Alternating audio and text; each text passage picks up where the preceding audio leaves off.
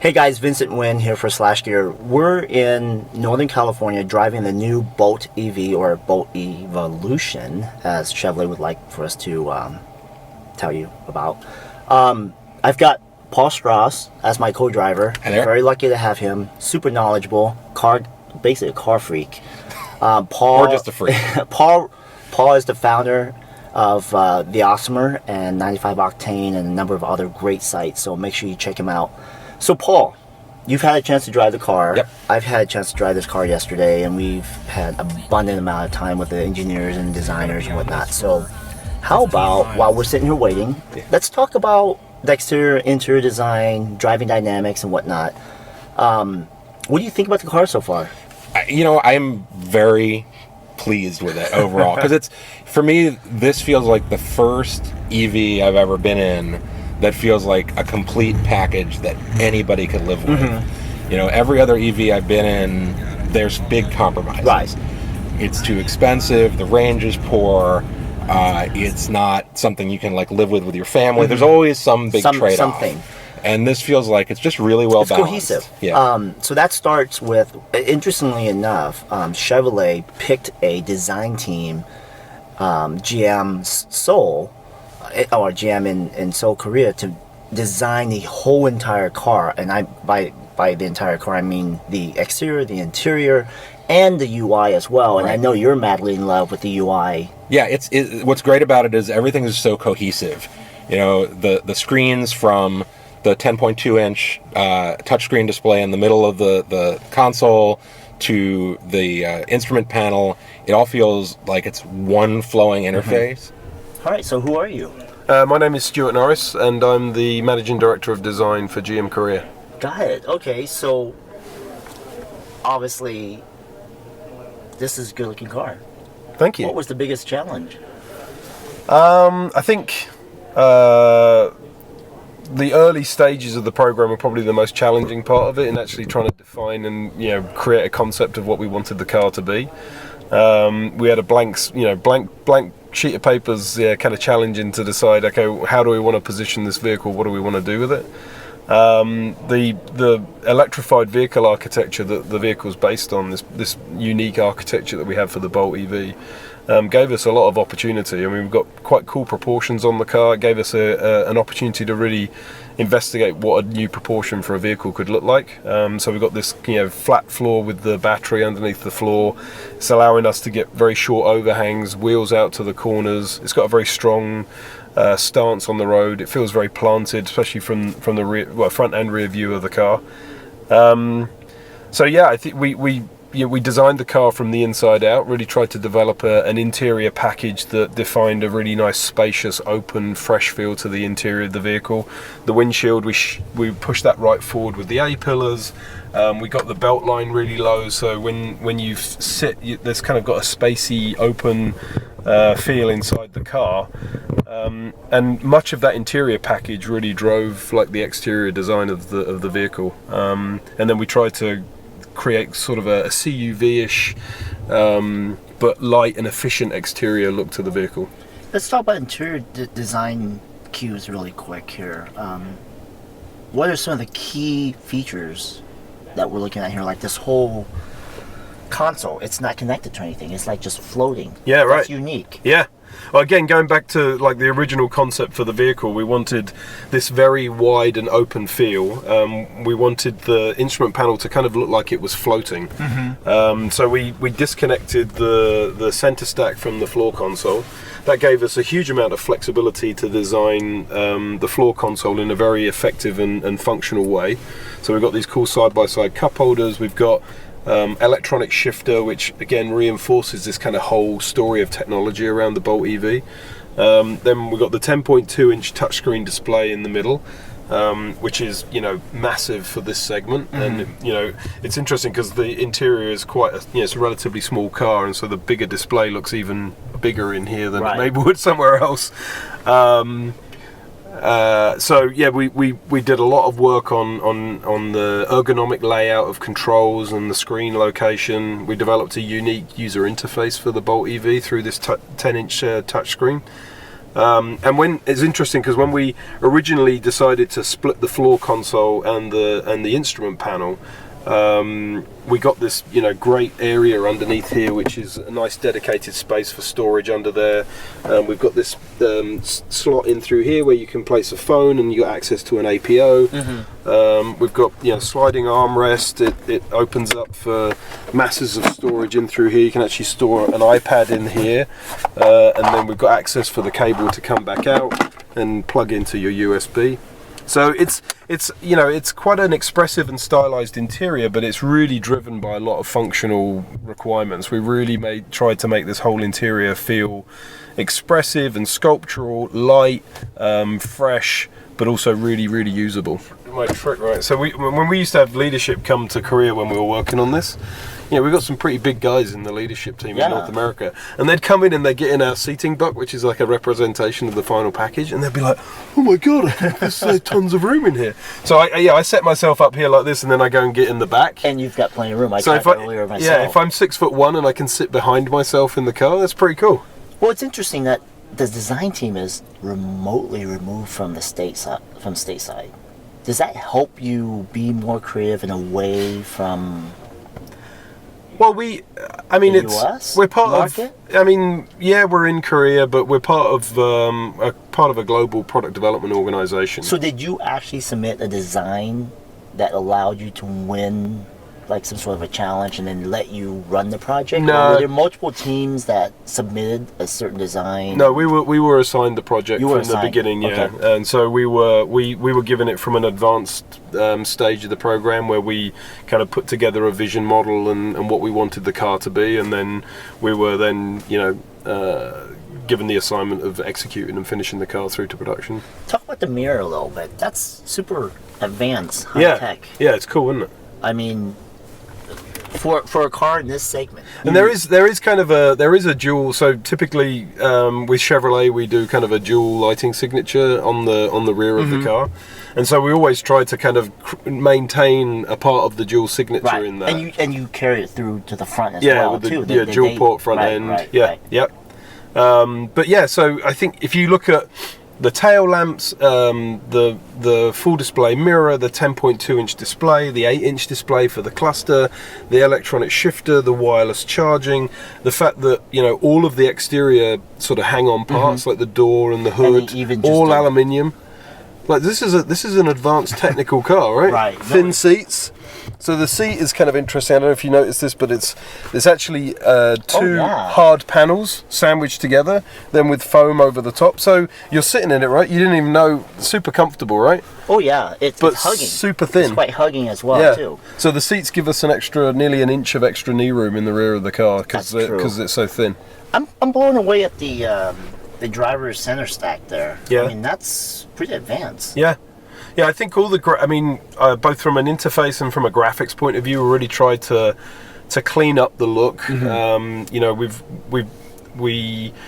looked a lot at where consumer electronics are going. This kind of move away from what we called these skeuomorphic kind of graphics that you saw in the early kind of iPhones and so on, towards a little bit of a flatter two-dimensional look, and that's what we've tried to do throughout the system.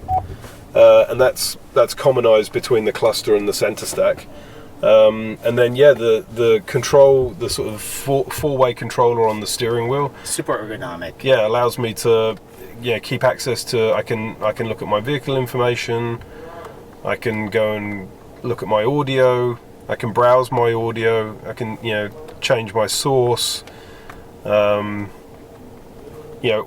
kind of controlled. I can go to, if my phone was paired, I could use my phone on there as well. You can do turn-by-turn navigation. Turn-by-turn. Yeah, so the OnStar turn-by-turn gets the graphics through there. Okay, but you don't have like an actual map of. No, we use, so this car is all about sort of bringing in your own media. Okay. So we have Apple CarPlay and Android Auto. Yeah. Okay, great. And then, if I plug in Android Auto, I'll be able to do all my maps and Yep. everything on here. Okay, Yep. excellent. Yeah. When we were on the drive today, we were using I was using my Apple Maps on the car. Cool. And how long was the design process, by the way? After the events hand over to you? it takes about 2.5 years to go from when we kind of pick the when we kind of decide to do a specific design direction to start production. Is about 2.5 years. Great, good to know. Thank you so Key much. element, right? So this is your tail light lit signature, and then we create that twin. So that's the 1-2 sort of Chevrolet. This is fine. This is what kind of just. And then also what we try to do is create a sense of depth as well. So, you know, you've got the lit signature at the bottom, and then these kind of try and create some sort of three-dimensional volume and space in there as well. Especially when it's protruding. Yeah, right, yeah. And these kind of, go underneath the bright work that's underneath there. And then you've got this red lens on the top, and underneath is chrome and high gloss black. You get that kind of nice play between each of the different materials. And is there some purpose to having that? Yeah, this is a federal requirement. That's the side marker. Yeah. And what about this lip right here? Is there a purpose for that as well? Yeah, these two are, but we call this a canard. This is used. These are two very important aero features on the car. So the car has a drag coefficient of 0.308, which is really phenomenal for a car that's quite small and quite short and tall. So yeah, a lot of work around both the canard, the rear spoiler, and this core. These are three very sensitive areas for aero performance on the car. Let's chat about how low this goes. Yeah. That's obviously a conscious decision. Yeah. So it's the how low we are here kind of creates that very open, spacious feel on the interior of the car. But it's also the gesture and the wedge that's in this line. So the way this line relates to this line relates to it sort of fans itself open as it goes to the back of the car. Yeah, right. So it's a kind of way that we try to create a more dynamic side view to the car. And then obviously the design cue up front as well here. So we've got LED headlamp with the DRL daylight running LED signature, and then this is, as we were talking about earlier, this is sort of a modern interpretation, a new interpretation of the Chevrolet dual port grille. And this is one of my favourite things on the car. This molded plastic insert for the upper and the lower. As you can see, it's smooth on the A surface, but it's got a molded texture on the backside. This is actually polycarbonate material. It's tinted blue-black, and then it's got a three-dimensional molding on the backside of it, so it creates that kind of graphic on the surface, but it's actually smooth on the surface. Is that exclusive to the Bolt EV? Yeah, it is. Okay. Yeah. So the graphic is similar to what we do on the Volt, where we're looking to try and get some sort of harmony between the Volt and the Bolt, but take this to the next level with this unique execution.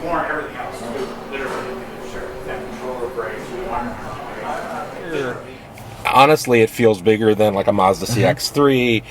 My wife has an Evoque that she drives. The rear seat has better legroom in here than an Evoque. Yeah, so those are much you're bigger cars. 6'2", 6'3"? 6 feet even. I'm 6'2".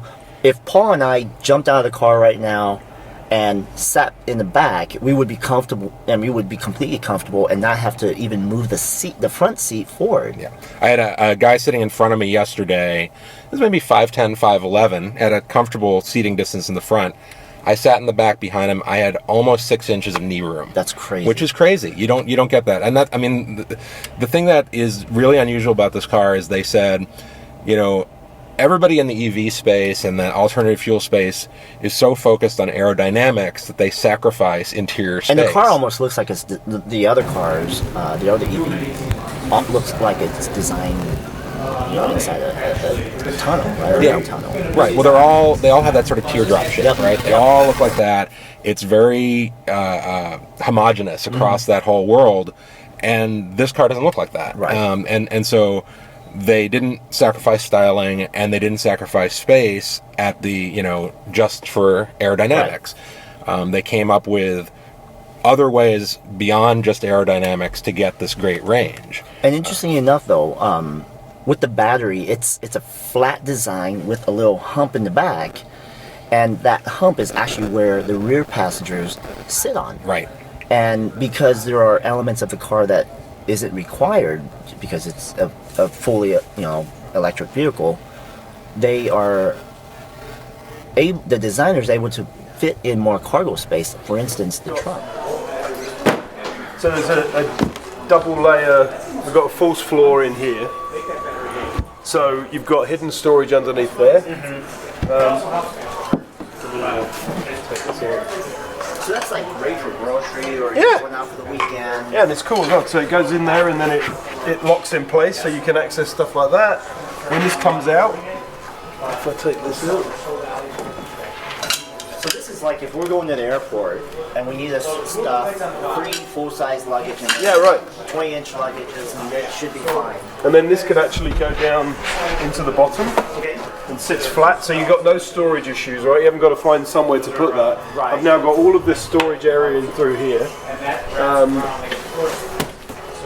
We've got full fold flat, and then if I want to put this back in and have a fold flat in the floor, and then I've got it all the way through like that. So it's really got, yeah, so it's super versatile, and it's basically got like the capability of a small SUV in an EV package. So like a B segment in a, Well, C segment in a B. B. Right, absolutely. And then that side folds down as well. Yeah. So what's this story I hear about Steve being able to fit an entire surfing in? Is that true? Yeah. I'm not sure which one. I can't remember which one it He just, was. like, would lay, But like, basically, slowly- yeah. So he was telling us that, if he's going locally to like Half Moon Bay, he just can stick this on here and drive along like that. And then if he's going into San Francisco and he's got to park the vehicle or something like that, Right. he doesn't want it exposed on the roof rack, so he sticks it in the car. And it kills me as well, because we have a sketch. When we were developing this car, there's a sketch that we showed with a surfboard on the roof of the car. So it's really nice to see that we understood where our customer wanted. I'm going to put that back. Right. the trunk. It's a hatchback. Right. They've designed it so that there's a partition, and then there's more cargo hole in the back, and there are different ways where you can actually put your cargo in. And the seats fold down Right. completely, which is like awesome, right? Yeah. When you're traveling. Yeah, no, there's plenty of room. Again, that's one of the things that's just so impressive about this. You've got, I think it's almost 17 cubic feet Yep. of space behind the rear seat when there are passengers in the car, Yep. which is similar to what you get in a lot of smaller SUVs and crossovers. But then you can fold the rear seats down and get, I don't know what the exact cubic footage is, but it's Speaking in of the 50s. seats, so they shaved down because of the shaving down of the seats by like over 2 inches. That's Right. where we get. That's where we're getting more leg room in the Right. back. How does that feel? Because it's a little bit different design than the other seats. I mean, for you. It doesn't bother me. I feel like they did a good job with padding and comfort, despite the light weighting of the seats. It doesn't feel abnormal. The seats don't feel small. They don't feel uncomfortable in any way. So overall, I think that whatever lightweight materials they're using to keep them really thin, low Yeah, profile, for instance, is great. the hood. So, interestingly enough, it's a really short overhang for the front. If you look at the hood, the length of the hood versus the front windshield, it's like 2-to-1 ratio almost. So it's got a really short overhang, tiny engine. So lots of weight saving there. The battery pack is like 1,000 pound itself already. So they've that's got where to most of the weight is. cut down and weigh as much as possible. But that battery pack being so heavy and being so low to the ground actually helps so much with the driving dynamics of this car, because you've now got this great low center of gravity. I mean, that sports cars would love to have, right? Right. That great weight balance, low to the ground.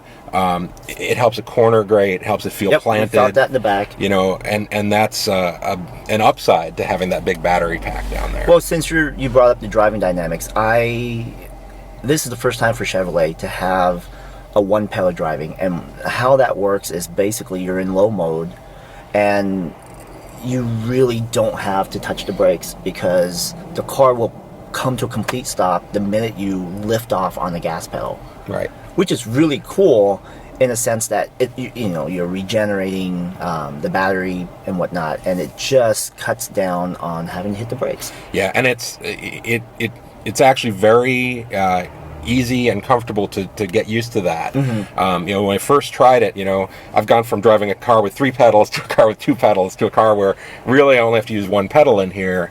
And I thought, well, this is going to be a little weird. And it's totally intuitive. It feels completely natural. And you get very much used to it. It's great when you're going downhill. You know, you don't have to ride the brake, which you're not supposed to do anyhow. Right. But you don't have to like change gears. You just let it sit and let it do its thing, and you're actually getting energy back. So if you go down a steep hill in low mode and just let it do its thing, it's like when you wake up in Las Vegas and you have, you know, $100 in your pocket, and then you go to the table and you win 50, and you're like, I'm up 50 for the day. That's how I feel in terms of the mileage in this car. Right. Because all of a sudden at the bottom of the hill, I have more range than I had at the top of the hill, which is pretty cool. So speaking about range, it's 238 miles. Yep. Which is really good for this, and that's going to vary based on weight, and you know, if you put. You know, like Steve Henry, for example, he owns this awesome house that we were at yesterday. He put a surfboard up, you know, rack and surfboard. You know, Chevrolet, the disclaimer there is, yes, that's going to change the driving dynamics and aerodynamic of the car, so you might get, you know, lesser range. And that's something that Paul and I are going to be testing today in terms of the range and having, you know, 2 full-size adult with a little bit of luggage in the back. So 238, charging... You're looking at about 9 hours on a level 2 charger. Level 2, so that they were saying something about 30 miles for every half hour. No, actually, that's on a level 2 charger. Sorry, yeah. 240. Yeah, on a level 2 charger, you're looking at 25 miles for every hour of charge. Right. And then on a quick charge, which DC is quick charge, right? Yeah, the quick charge, which you're probably not gonna have in your house, but you'll go to a station for that. You're looking at getting 90 miles in just 30 minutes. 30 minutes, that's great. Which is pretty darn impressive. Oh yeah.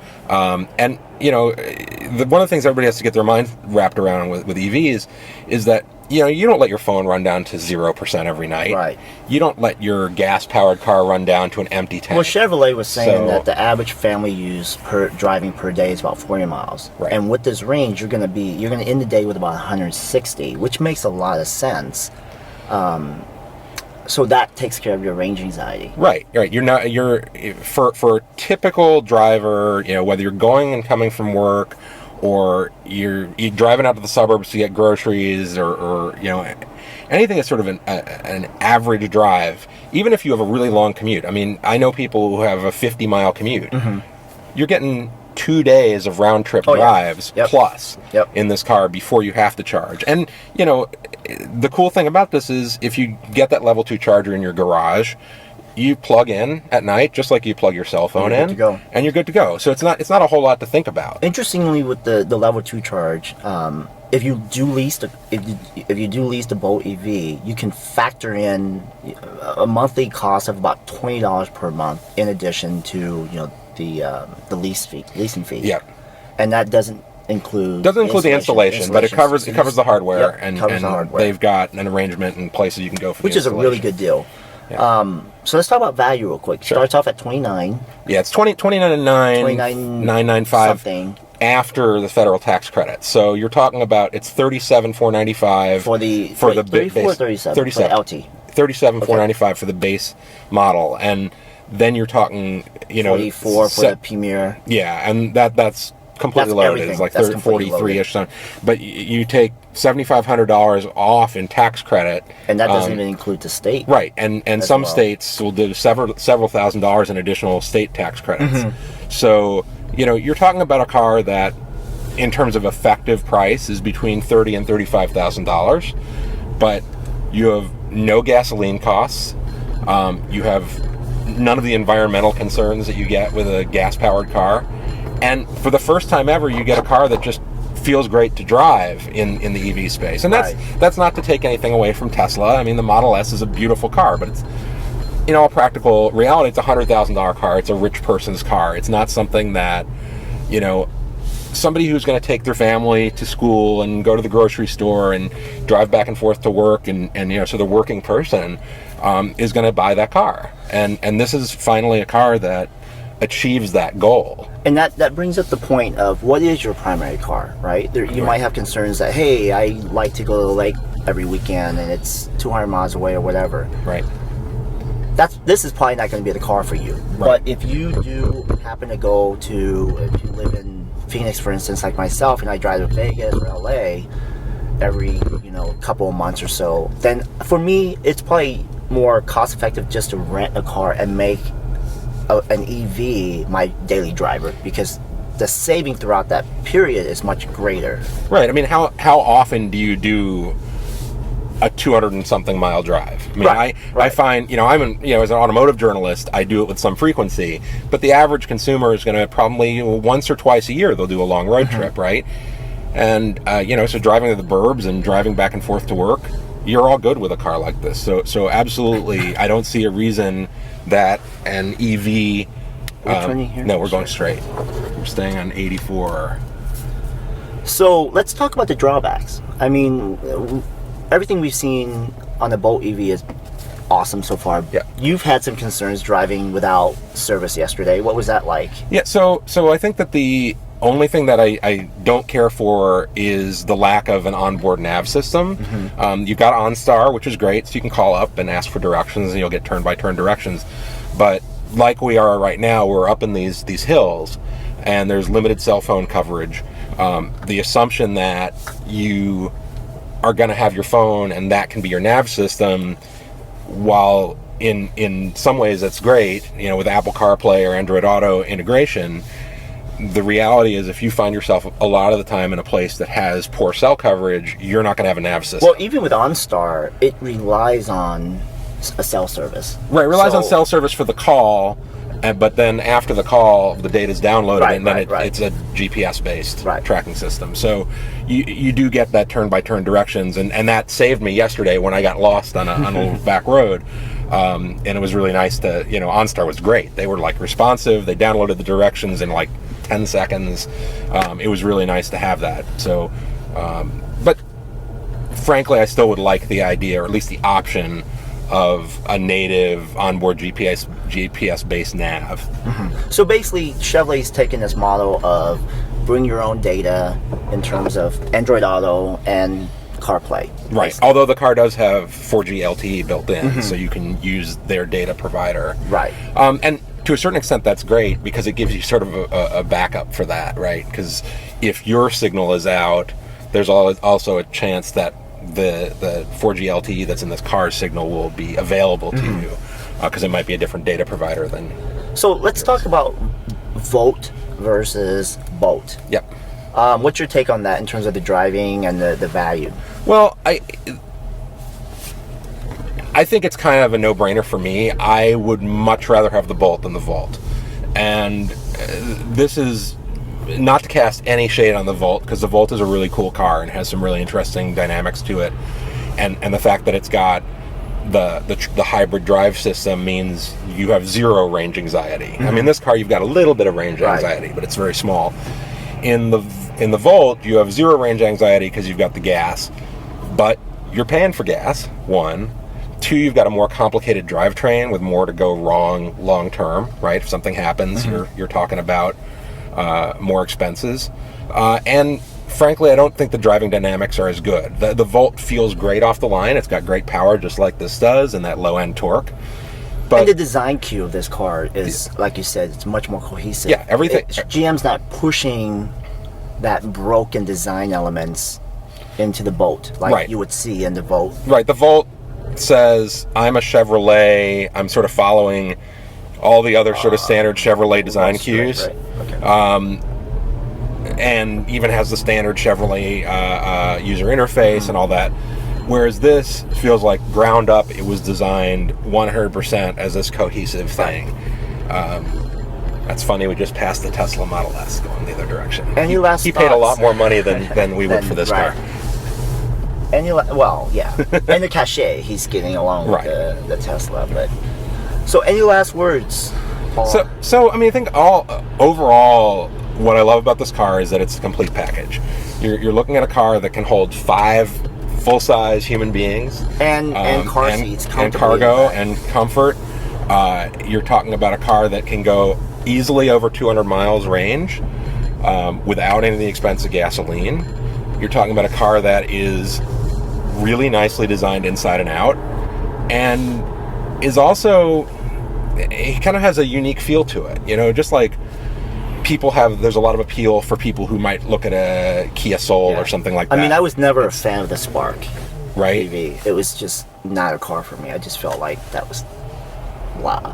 Whereas if you look at the Bolt, it's like, yes, that's something that I could see myself driving. Yeah, it's got kind of a sporty feel to it, but it's its own unique thing. It's not quite SUV, it's not quite hatchback, it's not quite station wagon, it's certainly not a sedan, but it's spacious but it doesn't take up a lot of space. So I love it. I think it's a great car. Okay, so that is a wrap for us. Thank you for watching, guys, and our full write-up will be on slashgear.com. And this is Paul Strauss, my drive partner. Thanks for watching. Thanks.